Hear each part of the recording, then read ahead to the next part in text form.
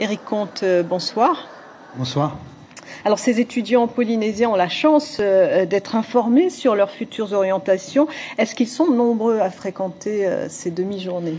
Oui, on compte à peu près sur 2000 élèves de terminale. Et d'ailleurs, c'est une manifestation qui se fait en partenariat avec le ministère de l'Éducation, le vice-rectorat et bien sûr avec tous les chefs d'établissement qui amènent les élèves en bus, etc. Donc, ce sont des journées où ils peuvent se renseigner sur les filières de l'université, mais pas seulement.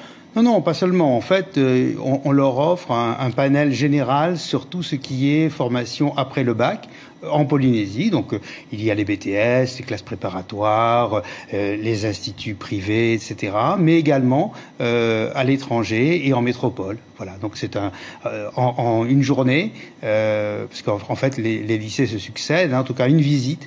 Eh bien, l'élève de terminale a un panel assez complet des possibilités. Puis, il y a aussi des tables rondes. Il y en a 12 qui sont organisées pour les 3 demi-journées, certaines sur les métiers et d'autres sur les formations étudiées en Polynésie, étudiées hors Polynésie. Alors, vous êtes le président de l'université et vous avez vos filières ici. Qu'est-ce qui existe justement pour ces futurs bacheliers ? Alors d'abord, nous avons 16 licences, dont 3 licences professionnelles, des masters, etc. Nous avons une offre assez vaste. Et nous avons aussi, depuis l'année dernière, 2 diplômes universitaires de technologie. Et vraiment, j'encourage les étudiants, notamment des bacs techno, de venir essayer de rentrer dans ces filières qui sont assez sélectives, mais qui ont fait la preuve cette année de leur efficacité. Et puis, l'année prochaine, nous mettons en place un cycle universitaire préparatoire aux grandes écoles scientifiques pour préparer les concours d'ingénieurs. Donc, les étudiants n'auront plus... Ça ne s'était pas encore fait. Hein. Non, ça c'est une première. C'est une première en Polynésie. Les DUT, c'était l'année dernière. Cette année, c'est cette classe préparatoire. Il y a évidemment beaucoup d'autres améliorations dans ce qui existe. Il y aura par exemple deux masters distincts de droit. Il y aura un parcours nouveau en mandarin, enfin des choses comme ça. Donc beaucoup de nouveautés.